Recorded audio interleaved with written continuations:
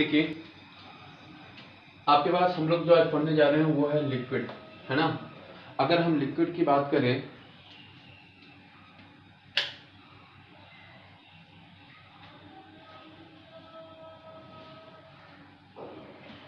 कि हम लोग जो आज पढ़ने जा रहे हैं वो पोर्शन है आपका लिक्विड, है ना। अगर हम लिक्विड की बात करें तो लिक्विड में आपको क्या देखने को मिलता है, पहले इसका डिफिनेशन, है ना। अगर डिफिनेशन कैसे बनाते हैं तो दैट इज उसके कैरेक्टर्स को देख के। कैसे, तो देखो मान लो कि आपके पास ये लिक्विड के मैटर है ना, लिक्विड आपके पास कोई मैटर या सब्सटेंस है जो लिक्विड कैरेक्टरिस्टिक्स रखता हो। कैसे आप डिफाइन करोगे, तो सिंपल सा आपके पास कहता है क्या है कि देखिए उसका मैंने क्या है सिंपल सा अरेंजमेंट, एटम का अरेंजमेंट दिखाया है। इसमें आपको क्या देखना होगा, सॉलिड की तरह ही हर एक एटम एक दूसरे से क्या है, एक दूसरे से काफी क्लोज है ना। और काफी क्लोज होने के चलते आपको क्या देखने को मिलता है कि इसके बीच में स्पेस, है ना, क्या है तो ऑलमोस्ट नेग्लिजिबल है। मतलब लिक्विड में आपके पास एक और मात्र एक कंडीशन है, दैट इज क्या, क्लोजनेस। वो क्लोजनेस कैसे भी हो सकता है ना। और क्लोजनेस के चलते ही आपको क्या देखने को मिलता है कि हर एक लिक्विड जो आपको ये ऐसा कुछ दिख रहा है, हालांकि हर एक एटम क्या होता है, बराबर होता है, पर यहाँ पर आपको एक परफेक्ट लैटिस, हर एक एटम एक परफेक्ट तरीके से सजा हुआ दिख रहा होगा, जबकि यहाँ पर आपको रेंडम है। बट दूसरे में सिमिलर, दोनों में सिमिलरिटीज क्या है, तो सिमिलरिटी आप बोलोगे सर कि यहाँ पर आपको एटम काफी क्लोज है ना, एक दूसरे के काफी क्लोज है, जबकि यहाँ पर अगर आप देखोगे तो क्लोज होने के साथ साथ आपको परफेक्टली अरेंज्ड है ना। अब देखो यहाँ पर कहता है कि अरेंज परफेक्टली नहीं होने के बावजूद भी यहाँ पे आपको क्या देखने को मिल रहा है कि क्लोज है बट यहाँ अरेंज नहीं है। इसीलिए लिक्विड के केस में देखने को ये मिलता है कि इसका जो शेप होता है ना, इसका जो शेप होता है वो कैसा होता है, दैट इज इंडेफिनिट होता है। और अगर हम बात करें वॉल्यूम का, तो वॉल्यूम दोनों केस में आपको क्या देखने को मिलेगा, सेम मिलेगा। यूं कहें, समझे यूं आसान तरीके से कि आपके पास मान लो लिक्विड है और लिक्विड को आप क्या करते हो, किसी बड़े से बर्तन में रखते हो। मान लो 1 लीटर है, एक बड़े से बर्तन में रखते हो, तो ऑफकोर्स 1 लीटर ही रहेगा। अब 1 लीटर के बर्तन में रखोगे तो क्या होगा, 1 ही लीटर रहेगा। इन द सेंस वॉल्यूम हर एक केस में आपको क्या मिला, फिक्स्ड मिला, दैट इज अ कांस्टेंट मिला। मतलब वॉल्यूम में कोई भी चेंजिंग नहीं देखने को मिलता है, बट शेप कैसा होता है, दैट इज इंडेफिनिट, है ना। तो उसे वैसा सबस्टांस जिसका शेप इंडेफिनिट हो बट वॉल्यूम क्या हो, फिक्स्ड हो, उसे हम किस नाम से जानेंगे, लिक्विड के नाम से। ठीक है। अब हम लोग आते हैं क्या, कैरेक्टरिस्टिक्स के ऊपर।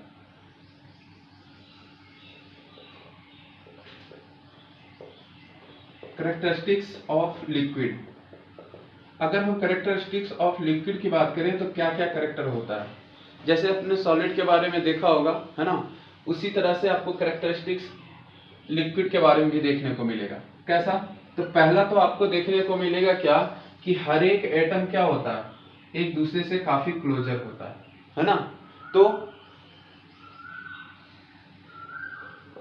ऑल एटम्स और क्या, molecule in liquid are closer as like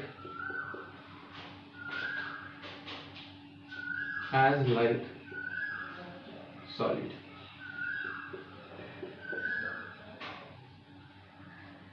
है ना, सॉलिड की तरह।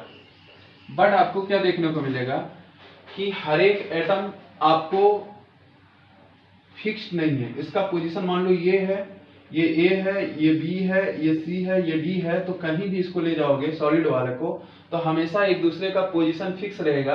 जबकि लिक्विड वाले केस में क्या है कि अगर ये यहाँ ए है, बी है, थोड़ा सा ये कर दो, है ना, थोड़ा सा स्टे कर दो, तो उसको क्या होगा, ए वाला पोर्शन हो सकता है बी वाले यहाँ पोर्शन चला है ना। तो हर एक एटम एक दूसरे से बॉन्डेड नहीं होता है ना। तो इसमें हम लोग क्या लिखेंगे, next characters, all atoms are क्या, अगर बॉन्डेड नहीं है तो क्या, फ्री है। All atoms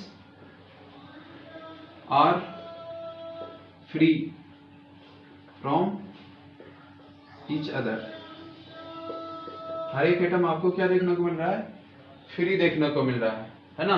that's what it have the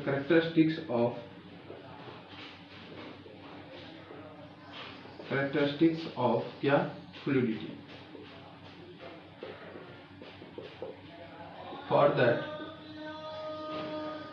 that we also called liquid as fluid। इसीलिए हम इसको लिक्विड को किस नाम से जानते हैं, फ्लूइड के नाम से भी जानते हैं, ठीक है। और अगर हम बात करें कि आपके पास एटम का बॉन्ड है ना, एटम और एटम के बीच में जो बॉन्ड होगा, एटम और एटम के बीच में जो बॉन्ड होगा वो काफी वीक होता है। मतलब इसके बॉइलिंग पॉइंट की अगर हम बात करें तो बॉइलिंग पॉइंट भी आपको कम देखने को मिलता है, ठीक है। तो यहाँ पर हम लिखेंगे नेक्स्ट क्या, तो हमारा इसका एटम्स का intermolecular force of attraction is weaker, है ना। तो यहाँ हम लिखेंगे इंटरमोलिकुलर फोर्स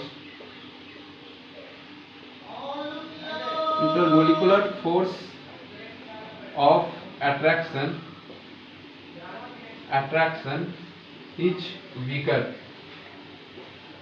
है ना। वीकर होता है इंटरमोलिकुलर फोर्स ऑफ अट्रैक्शन किसके बीच में, इन बिटवीन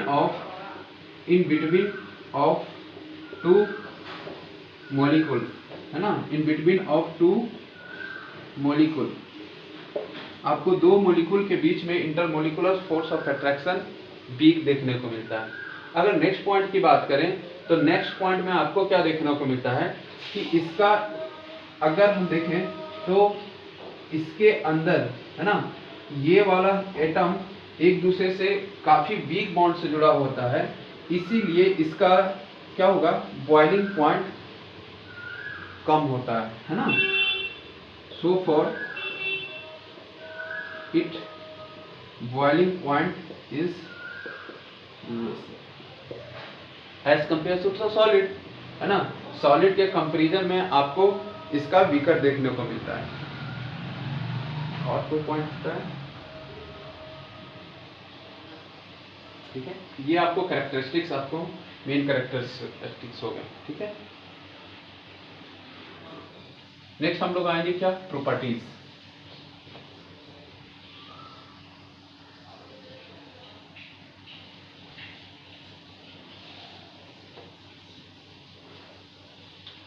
नेक्स्ट हम लोग आएंगे प्रॉपर्टीज ऑफ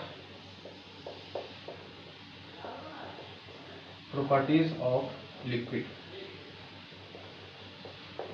अगर हम प्रॉपर्टीज ऑफ लिक्विड की बात करें तो प्रॉपर्टीज ऑफ लिक्विड में पहला आपको देखने को मिलता है क्या, indefinite shape and fixed volume.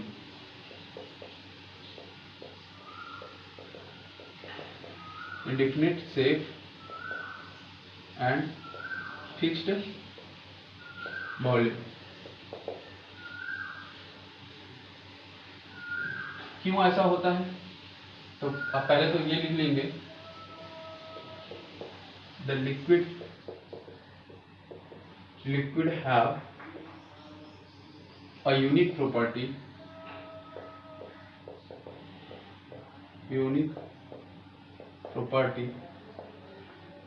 Of indefinite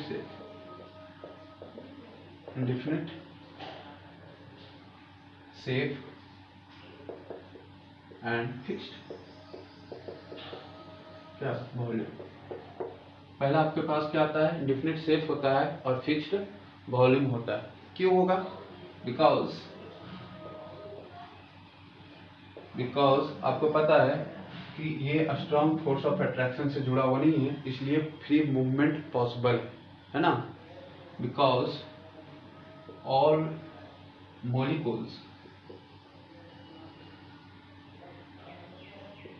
molecules is free from each other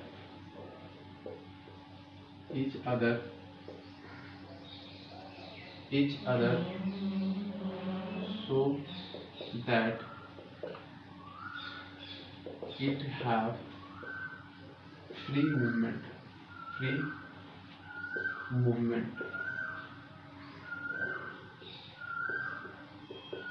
है ना।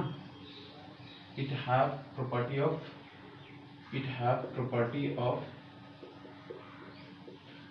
ऑफ फ्री मूवमेंट है ना। फ्री मूवमेंट का प्रॉपर्टी ये कंटेन करता है।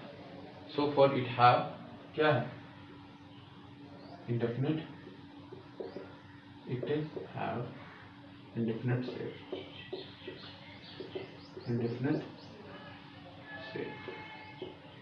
ठीक है।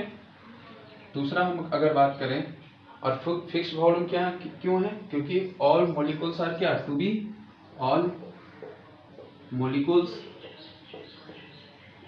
molecules are too closer to each other है ना, एक दूसरे से काफी क्लोजर होता है ना। So for it have fixed volume,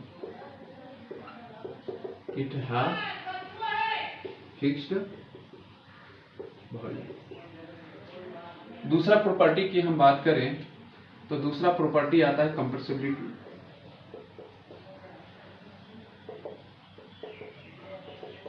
compressibility क्या होता है, the ability to be compressed by applying force है ना। तो क्या होगा, the ability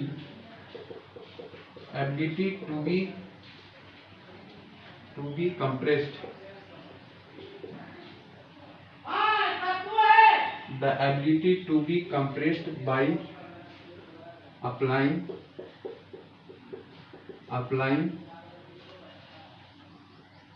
force on it है ना। तो जैसे मान लो कि आपके पास यहाँ पर जब मैंने फोर्स लगाया तो फोर्स इधर से भी लगाया और इधर से भी लगाया, ठीक है।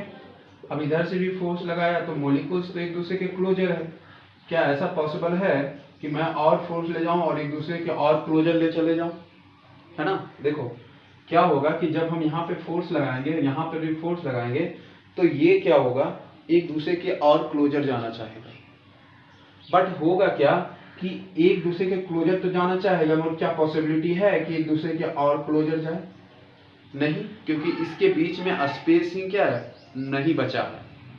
और इसके बीच में अगर स्पेस ही नहीं बचा हुआ है इसके बीच में, तो इसका मतलब एक दूसरे से और नजदीक नहीं जा सकता है। और अगर नहीं जा सकता है इसका मतलब क्या हुआ कि लिक्विड वाला जो केस आपको देखने को मिल रहा है, लिक्विड वो क्या होगा, कंप्रेस्ड नहीं होगा, क्योंकि बहुत ज्यादा और नजदीक नहीं जा सकता है ना। तो हम लोग जानते हैं लिक्विड हैव क्या, liquid have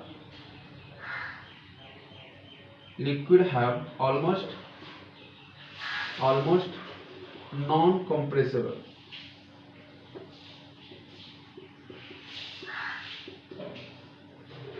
liquid is almost non-compressible because the molecules of liquid cannot go beyond, cannot go much closer,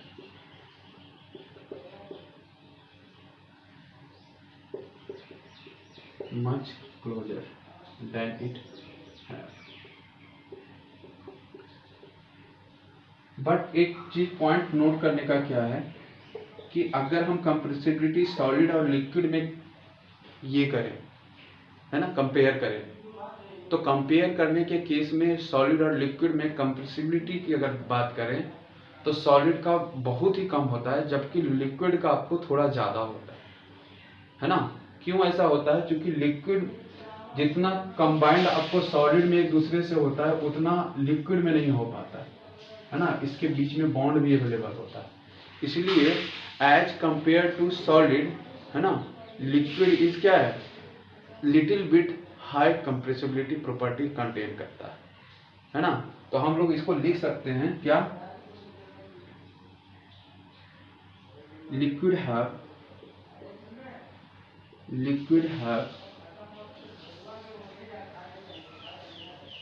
somewhat more compressible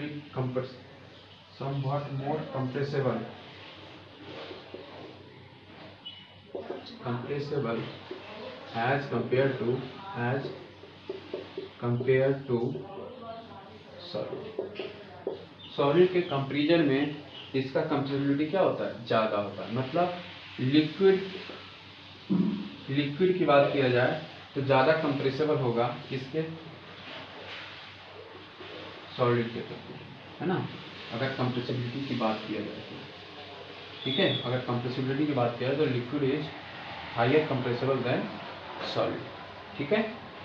अगर हम तीसरे केस की बात करें तो एक प्रॉपर्टी इसमें और पाया जाता है, वो क्या है सर, फ्लूइडिटी का, है ना। और जो प्रॉपर्टी है फ्लूइडिटी का,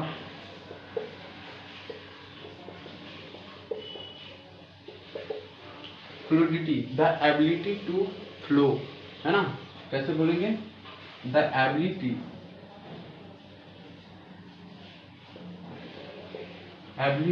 टू फ्लो, है ना, by from lower concentration to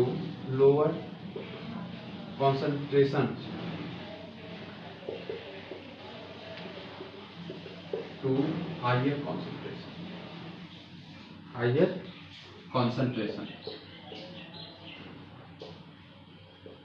lower concentration से हायर कॉन्सेंट्रेशन में ये फ्लो करने का एबिलिटी रखता है, ठीक है। बट आपको क्या देखने को मिलेगा कि अगर हम फ्लूइडिटी की बात करें, है ना, तो फ्लूइडिटी आपका जो प्रॉपर्टी कंटेन करता है लिक्विड, वो किस लिए करता है, क्योंकि हर एक मॉलिक्यूल्स क्या होता है, एक दूसरे से फ्री होता है, इंडिपेंडेंट होता है ना। तो ऐसा प्रॉपर्टी इसके लिए पास क्यों पाया जाता है, बिकॉज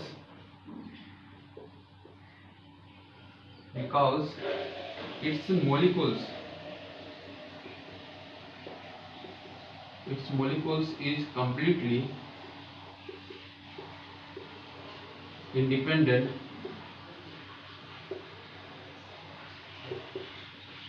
from each other, है ना। इसीलिए हम लोग क्या जानते हैं, तो हमारे पास जो लिक्विड होता है उस लिक्विड को हम फ्लूइड के नाम से भी जानते हैं, है ना। तो नोट बना के यहाँ पर लिख लेंगे,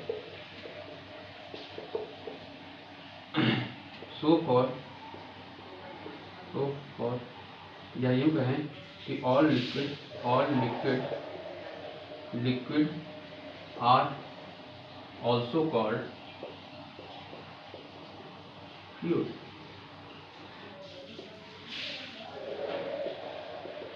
इसे हम फ्लूइड के नाम से भी जानेंगे, ठीक है।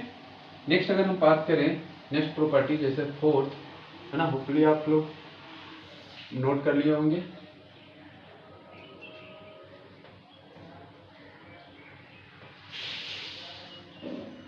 देखो सारा प्रॉपर्टी आपको सेम देखने को मिल रहा है, बट प्रॉब्लम है कि अगर हम एक बार प्रैक्टिस कर लें ना, तो हमें बहुत सारा कॉन्सेप्ट ऑटोमेटिकली समझ में आना शुरू भी हो जाएगा, ठीक है। तो वो आप अच्छे से इसको प्रैक्टिस कीजिए, बहुत आसान भी है ना। नेक्स्ट अगर फोर्थ पॉइंट की बात करें तो इसमें जो यूनिक प्रॉपर्टी पाया जाता है, जैसे हम लोग सॉलिड को मेल्ट कराते थे, तो यहाँ पर हम लोग बॉयल कराते हैं, जिसको हम वेपराइजेशन के नाम से भी जानते हैं, ठीक है। उससे भी पहले अगर हम लिक्विड की बात करें तो लिक्विड अगर बॉयल होगा तो वेपर में कन्वर्ट होगा, बट अगर सॉलिड में कंडेंसेशन होगा, तब आपको एक्चुअली में क्या होगा, अगर फ्रीज होगा तो ये सॉलिड में भी कन्वर्ट हो जाएगा, है ना। तो हम लोग यहाँ पर दो प्रॉपर्टीज के बारे में पढ़ेंगे यूनिक, दैट इज क्या, तो पहला तो आपको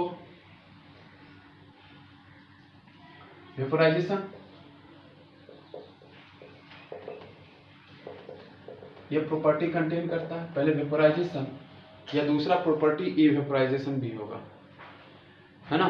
तो वेपोराइजेशन क्या होगा, द प्रोसेस इन विच क्या होगा, the process in which liquid gate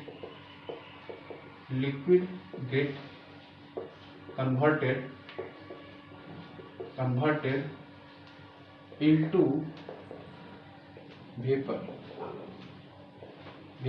is called क्या, वेपोराइजेशन। ठीक है, उसे हम वेपोराइजेशन के नाम से भी जानेंगे। और ये प्रॉपर्टी आपको कब होगा, तो आपके पास लिक्विड है और उसमें थोड़ा सा हीट आप दो तो ये क्या होगा, वेपर में कन्वर्ट होगा। ठीक है, पांचवा आपको प्रॉपर्टी जो आता है, और ये कैसे होगा, तो सिंपल सा मॉलिक्यूल्स इसके बीच में ऑलरेडी क्या है, बॉन्ड वीकर है। अब इस बॉन्ड को तोड़ने के लिए हल्का सा एनर्जी चाहिए होगा तो ये वेपराइज हो जाता है। ठीक है, तो इसका अगर हम एनर्जी की बात करें तो पहले अगर हम मान लो कि चलो इसको थोड़ा सा एक्सपेंड करते हैं। अब ये कैसे होगा, तो देखो हर एक एटम्स तो आपके पास कुछ ऐसा है रेंडम से, मगर क्लोजर है एक दूसरे के, है ना, कुछ रेंडम है और क्लोजर है। अब देखो एक मॉलिक्यूल्स को देखो, तो एक मॉलिक्यूल्स जब नीचे वाले को देखते हैं तो हम जब हीट अप देते हैं ना, हीट अप कराते हैं, तो हीट अप कराने के समय ये क्या होता है, पहले ये अपना एनर्जी को इंक्रीज कराता है। कौन सा एनर्जी सर, तो that is internal energy.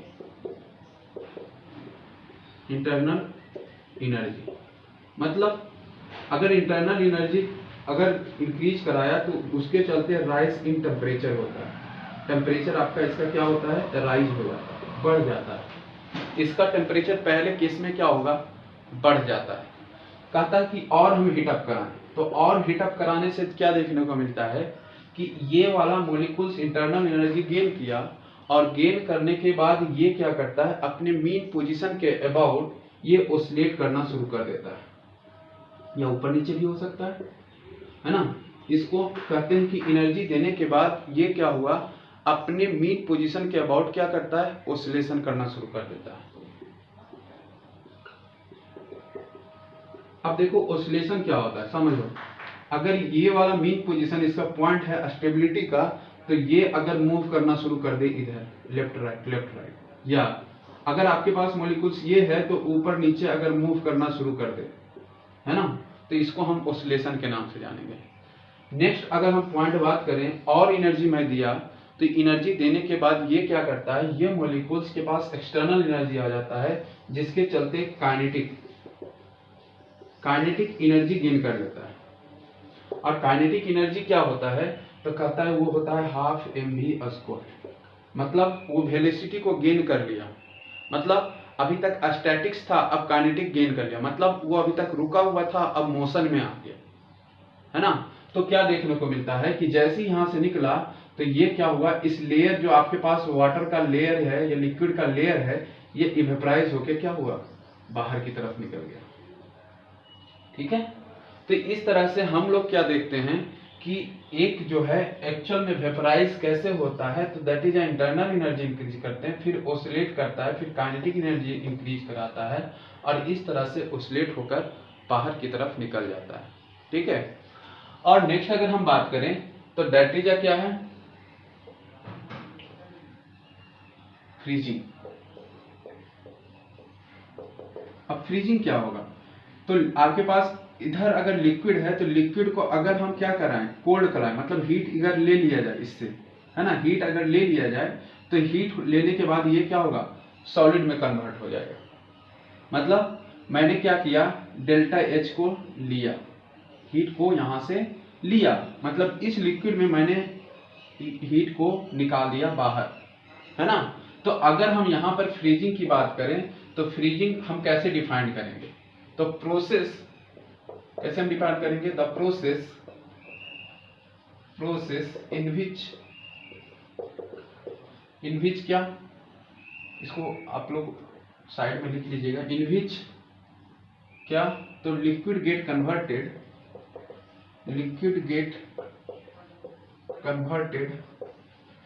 Into solid. अब ये कैसे होगा, कैसे ये सॉलिड में कन्वर्ट होगा, है ना। तो देखो आपके पास मॉलिक्यूल्स एक्चुअल में क्या है, यहाँ पर अवेलेबल है ऐसा कुछ। अब इसके बीच में क्या है, बॉन्ड है, और बॉन्ड से हमको पता है कि अगर हम बॉन्ड क्या करें, एनर्जी अगर हम इसे दे दें तो ये टूट जाता है, अगर हम इससे एनर्जी ले लें तब क्या होगा, ये मजबूत हो जाएगा, है ना, ये मजबूत हो जाएगा। और मजबूत होने के चलते आपको क्या देखने को मिलेगा कि ये वाला एक्चुअल में जो बॉन्ड होगा वो क्या हो जाता है, काफी स्ट्रांग हो जाता है। और यहाँ पर हम लोग करते भी यही कि लिक्विड में से कुछ एनर्जी को हम बाहर निकाल लेते हैं। फ्रीजर में जब हम रखते हैं ना वाटर को, तो वो क्या करता है कि हीट, कुछ अमाउंट ऑफ हीट को बाहर निकाल लेता है, और अमाउंट ऑफ हीट को बाहर निकालने से देखने को ये मिलता है कि वो क्या हुआ, सॉलिड में कन्वर्ट हो जाता है। ठीक है, तो इस तरह से आपको एक फ्रीजिंग प्रॉपर्टी देखने को मिलता है ना। Most important property that is a density. अच्छा, एक चीज और बताइए कि आपके फ्रीजिंग और वेपराइजेशन, फ्रीजिंग का प्रॉपर्टी सॉलिड में नहीं पाया जाएगा क्योंकि वो तो ऑलरेडी सॉलिड में है, तो वो अब क्या फ्रीज होगा। वेपराइजेशन अगर हम बात करें तो वेपराइजेशन प्रोसेस लिक्विड से ही क्या होगा कि आपको लिक्विड से ही गेट कन्वर्टेड वेपर में होगा। तो वेपराइजेशन प्रोसेस आपको क्या लिक्विड में, सॉलिड में नहीं पाया जाएगा। डेंसिटी की अगर बात करें, इसका सिंपल रेशियो ऑफ किसका, it's simple ratio of volume upon mass upon volume, है ना, मास अपॉन इट्स वॉल्यूम। मतलब डेंसिटी की अगर हम बात करें, डेंसिटी की बात करें दैट इज हम डिनोट करते हैं रो से, तो हो गया मास अपॉन वॉल्यूम, है ना। अब डेंसिटी की अगर हम बात करें तो डेंसिटी नॉर्मली ज्यादा ही होता है, किससे, तो गैस से, बट सॉलिड के कंपैरिजन में इसका नॉर्मली क्या है कि डेंसिटी कम देखने को मिलता है। ठीक है, तो जैसे देखो यहाँ पर आपको क्या देखने को मिला, मान लो ये यूनिट है, यूनिट जगह, यूनिट वॉल्यूम है, यूनिट वॉल्यूम है, तो यूनिट वॉल्यूम है तो सॉलिड के केस में ज्यादा एटम्स क्या होगा, एडजस्टेबल रहेगा, जबकि लिक्विड के केस में अरेंजमेंट सही नहीं होने के कारण क्या देखने को मिलता है कि नहीं सही होने के कारण वहां पर जो मास हो पाता है वो कम हो पाता है। और वॉल्यूम क्या है, ये भी वॉल्यूम भी है, ये भी वॉल्यूम भी, तो वॉल्यूम तो मतलब कांस्टेंट हो गया, उसमें कोई चेंजिंग नहीं आया।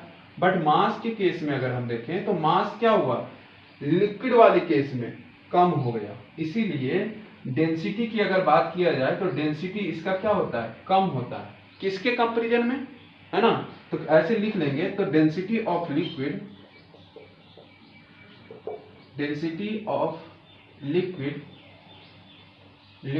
Is less as compare to क्या, सॉलिड, है ना। और कुछ एक्सेप्शनल केस भी आएगा, जैसे अगर हम बात करें तो एग्जांपल में लें मरकरी Hg, तो अगर ये लिक्विड केस में है मगर इसका डेंसिटी काफी ज्यादा होता है, बहुत ज्यादा, इसका जो डेंसिटी होता है ना, जिसे रिलेटिव डेंसिटी बोलते हैं, वो 13.6 होता है, मतलब 13.6 गुना होता है अगर वाटर के कंपैरिजन में लिया जाए तो मरकरी का, है ना। इसलिए वो वाटर में जैसे ही डालोगे तो वो डूब जाएगा। इवन कहा जाता है कि सॉलिड प्रोडक्ट, यूं कहें कि आपके पास सॉलिड ऑब्जेक्ट क्या होगा, तैरना शुरू कर देता है। जैसे 5 रुपीज का कॉइन ले लो और मरकरी में डाल दो तो क्या होगा, तैरना शुरू कर देगा। ठीक है, ठीक है। अब हम लोग नेक्स्ट टॉपिक में आते हैं, दैट इज अ गैस।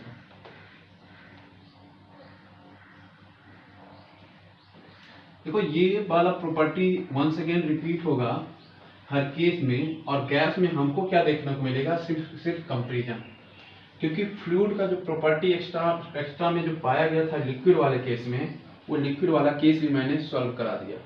तो गैस में हम लोग डेफिनेशन लिखेंगे, और कोशिश ये कीजिए कि वीडियो को पॉज करके आप अपने से कोशिश कीजिए कि सारा कुछ प्रॉपर्टी से लेके कैरेक्टर से लेके डेफिनेशन तक सारा कुछ लिख लें, है ना। फिर हम स्टार्ट करते हैं। हम मानते ऐसा है कि आप लोग ने लिखा होगा, कोशिश किया है ना। तो हम लोग आते हैं किस पे, गैस। अगर हम गैस की बात करें तो गैस में आपको क्या देखने को मिलेगा, गैस में आपको हर एक एटम कंप्लीटली एक दूसरे से इंडिपेंडेंट होगा, है ना। और स्पेस भी एक दूसरे के बीच बिटवीन में देखा जाए तो काफी ज्यादा होता है, ठीक है। तो इसमें क्या होगा, कैसे हम डिफाइन करें, तो दो कैरेक्टरिस्टिक तो देखने को मिल गया जिससे हम डिफाइन करते थे। शेप, क्या इसका शेप फिक्स रह पाएगा? नहीं। क्यों? क्योंकि हर एक मॉलिक्यूल हमेशा मूव कर रहा है। तो क्या होगा, इंडेफिनिट शेप, इंडेफिनिट शेप। दूसरा, अगर दूसरा प्रॉपर्टी की बात करें वॉल्यूम का, तो क्या वॉल्यूम इसका फिक्स हो पाएगा? नहीं, क्योंकि इसको अगर कंप्रेस्ड कर दिया जाए तो ये कंप्रेस भी हो जाएगा। मान लो कि छोटा सा स्प्रे, बॉडी स्प्रे, अगर बॉडी स्प्रे को छोड़ दिया जाए पूरा रूम में, है ना, छोटे से डब्बे से बड़े से रूम में वो फैल जाएगा, है ना। तो यहाँ पर हम क्या देखते हैं कि यहाँ पर उसका वॉल्यूम भी क्या होता है, दैट इज नॉट फिक्स्ड, है ना। Volume is also is not fixed. ना ही इसके पास शेप होता है और ना ही इसके पास वॉल्यूम होता है ना। दोनों का दोनों क्या होता है, इंडिफिनिट होता है ना। तो कैसे डिफाइन करेंगे, तो लिखेंगे अ मैटर और substance which neither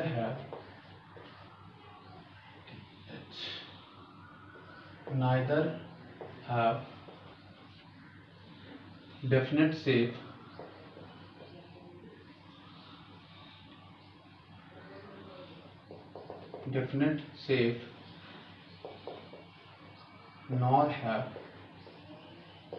nor have fixed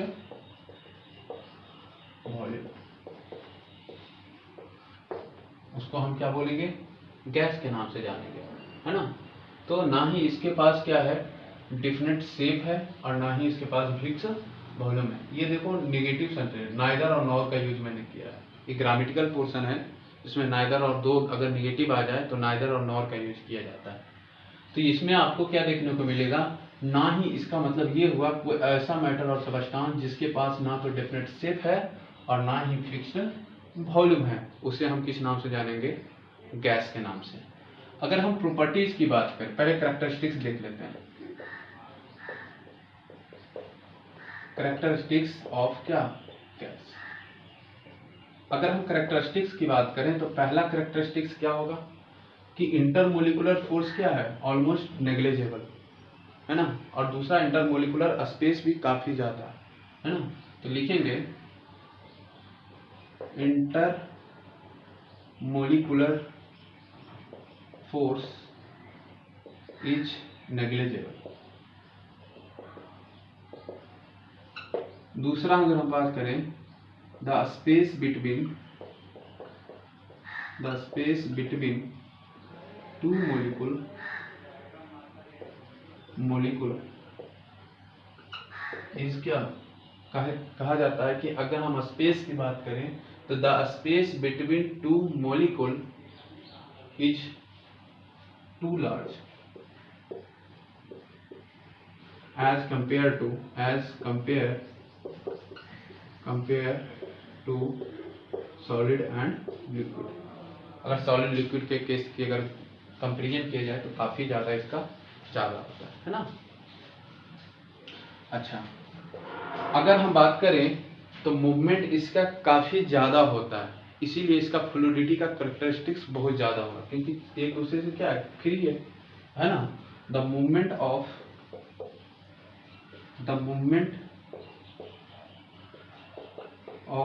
each and every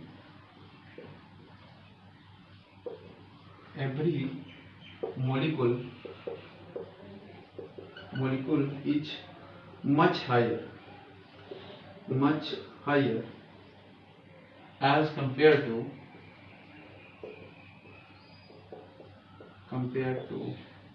solid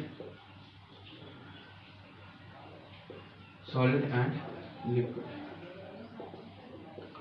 solid और लिक्विड की अगर बात किया जाए तो उससे आपको क्या होता है, बहुत ज्यादा मूवमेंट इसमें देखा जाता है, इसीलिए इसके पास फ्लूइडिटी का प्रॉपर्टी भी क्या होगा, बहुत सबसे ज्यादा होता है ना। यूँ कहें कि बहुत ज़्यादा या सबसे ज़्यादा होता है। अगर हम बात करें नेक्स्ट पॉइंट का, तो आपको क्या देखने को मिलेगा कि इसका स्पेस काफ़ी ज़्यादा है, तो इसके पास कंप्रेसिबिलिटी का प्रॉपर्टी भी आपको देखने को मिलेगा। खैर हम लोग ये आपको कैरेक्टरिस्टिक्स पढ़ रहे हैं, तो आपको कैरेक्टरिस्टिक्स में आपको क्या हो गया कि ये पोर्शंस आपको हाँ क्या इंटरमोलिकुलर फोर्स इज क्या है, नेग्लिजिबल है ना, मीन्स एक दूसरे के बीच में तो बॉन्ड ही नहीं है ना, और बॉन्ड है तो ना के बराबर, तो इसके लिए आपको क्या होगा कि फोर्स नेग्लिजिबल होगा। ठीक है, नेक्स्ट हम लोग आते हैं क्या है, प्रॉपर्टीज के ऊपर।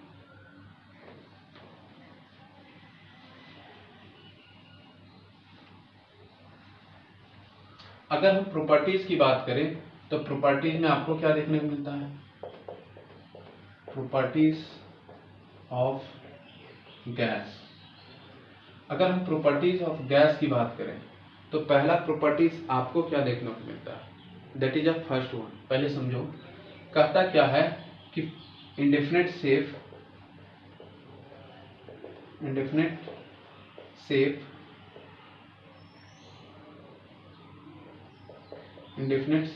And indefinite volume. Indefinite also क्या है, वॉल्यूम। इंडेफिनिट क्यों है, क्योंकि हर एक मोलिकुल क्या है, एक दूसरे से इंडिपेंडेंट है, और इंटरमोलिकुलर फोर्स क्या है आपको ना के बराबर, इसीलिए है ना। तो लिख लेंगे इसमें it have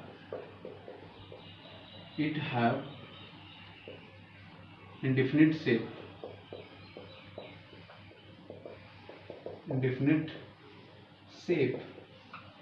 because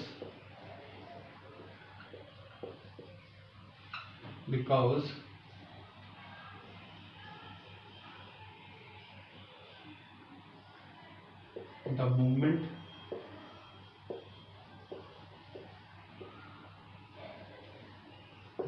of each and every molecule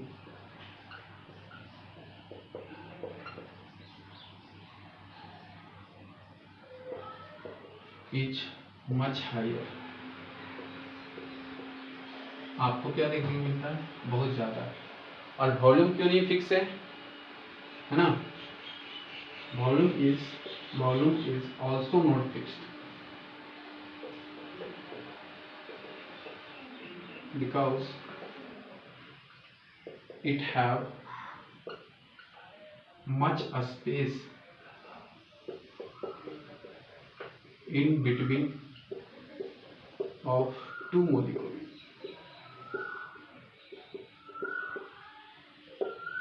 ठीक है, ये पहला आपके पास प्रॉपर्टी हो गया। दूसरा अगर हम प्रॉपर्टी की बात करें तो कंप्रेसिबिलिटी आता है ना।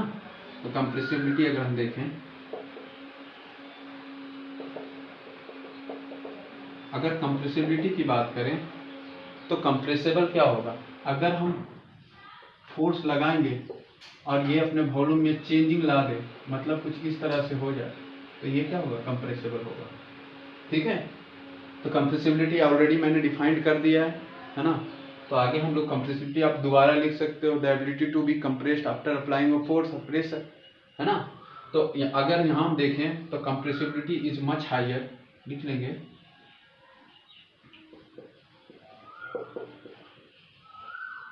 compressibility is much higher as compared to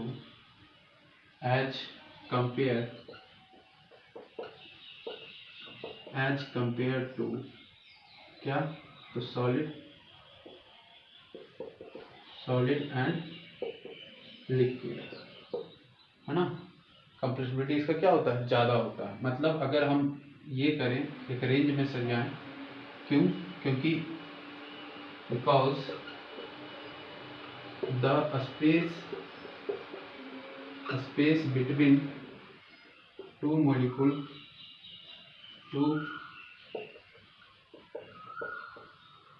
molecule is much higher,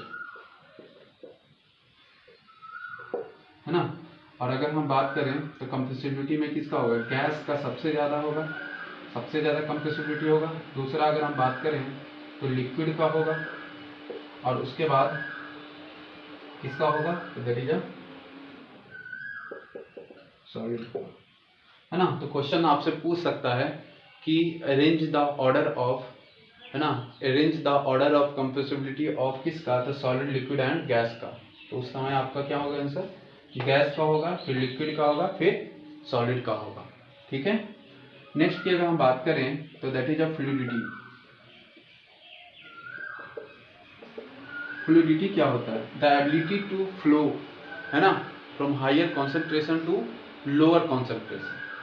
अब यहाँ पे देखेंगे तो हर एक मॉलिक्यूल तो मूवमेंट करने के लिए रेडी है, इसीलिए आपको क्या देखने को मिलेगा, फ्लूइडिटी का प्रॉपर्टी इसमें सबसे ज्यादा होगा। अब लिक्विड में इसका टेम्परेचर कम होता है क्योंकि उसमें क्लोजनेस होता है ना, फ्लो करने का एबिलिटी गैस टाइप का नहीं हो पाता है क्योंकि उसका डिस्टेंस काफी क्लोजर होता है ना।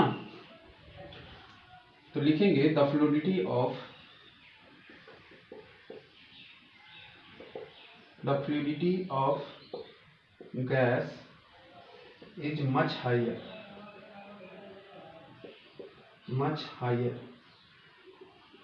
as compared to किसके, फ्लूइड as compared to किसके, तो the fluidity of gas is much higher, बहुत ज्यादा होता है as compared to solid and liquid because क्या रीजन डाल सकते हो, तो the space between two molecules is much higher. ठीक है। देखो बहुत सारे रीजन आपको क्या होगा, रिपीटेटिवली आपको 2-4 रीजन ही है जो हर एक प्रॉपर्टी को डिफाइन कर रहा है ना। हर एक करेक्टर जितना भी आपको दिख रहा है कि कुछ ही जो आपको करेक्टर मैंने बताया था उसी के चलते उसका प्रॉपर्टी क्या होता है, वेरी कर रहा है। और इस वेरिएशन में आपको एक चीज कॉमन देखने को मिलेगा कि जितना भी करेक्टरिस्टिक्स है वो प्रॉपर्टीज में जाकर यूज हो पा रहा है। ठीक है। और नेक्स्ट की अगर हम बात करें that is a fourth number, वो क्या है,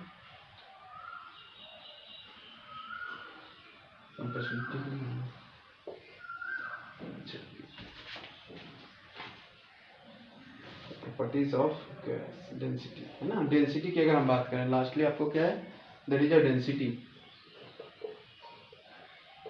अब डेंसिटी की अगर हम बात करें तो सिंपली क्या होता है, it's ratio of mass upon its क्या, वॉल्यूम। अगर हम वॉल्यूम के मास अपॉन इट्स वॉल्यूम की अगर हम बात करें तो डेंसिटी गैस का क्या होगा, तो अगर हम डेंसिटी का अगर क्वेश्चन बना के लिख सकते हो, क्या लिखो, है ना, अरेंज द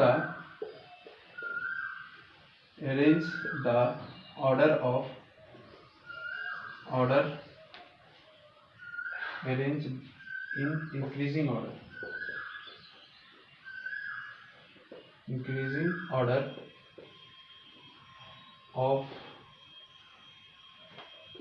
of density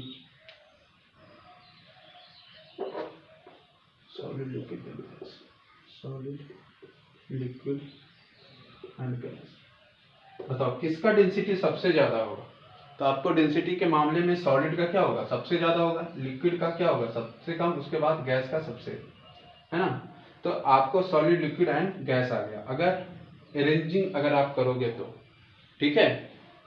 तो ये सारा प्रॉपर्टीज जो आप देखे, तो ये सारा प्रॉपर्टीज आपको कॉमनली देखने को मिलेगा इन फॉर्म ऑफ क्वेश्चन। अगर आप बुक को सॉल्व करोगे, अच्छे बुक को सॉल्व करोगे, तो ये आपको रिपीटेडली आपको ये क्वेश्चंस पूछा जाएगा, है ना। तो सबसे इंपॉर्टेंट इसमें कैरेक्टरिस्टिक्स आता है और प्रॉपर्टी क्या है, उसी का रीजन आपको बेस्ड आता है, उसी के रीजन के अनुसार हम लोग उसके प्रॉपर्टीज को भी डिफाइन करते हैं। पांचवा भी पॉइंट है, एक पांचवा पॉइंट आपको क्या है, होमोजीनियस है। गैस एक्चुअल में फ्लूइडिटी बहुत ज्यादा होता है, इसलिए इसके पास एक एक्स्ट्रा प्रॉपर्टी पाया जाता है कि होमोजीनियस फॉर्म में ये पाया जाता है ना। मतलब किसी स्प्रे को अगर लो और किसी कॉर्नर में छोड़ दिया जाए तो ये पूरे रूम में फैल जाएगा। और कैसे फैलेगा, तो ऐसा नहीं कि एक कॉर्नर में कम होगा, एक कॉर्नर में ज्यादा होगा, पूरे में इक्वली आपको क्या होगा, कुछ ही सेकंड के अंदर वो फैल जाएगा। तो इसके पास अगर हम बात करें तो होमोजीनियस का प्रॉपर्टी गैस कंटेन करता है। ठीक है। होपफुली आपको समझ में आएगा। इसको एक अच्छा सा नोट्स बनाइए, अच्छा सा नोट्स भी तैयार होगा और आपको क्लियर भी होगा। कोई भी दिक्कत हो तो आप हमें कमेंट में सेक्शन में लिख सकते हैं और चैनल को सब्सक्राइब और शेयर करना मत भूलिएगा। Thank you.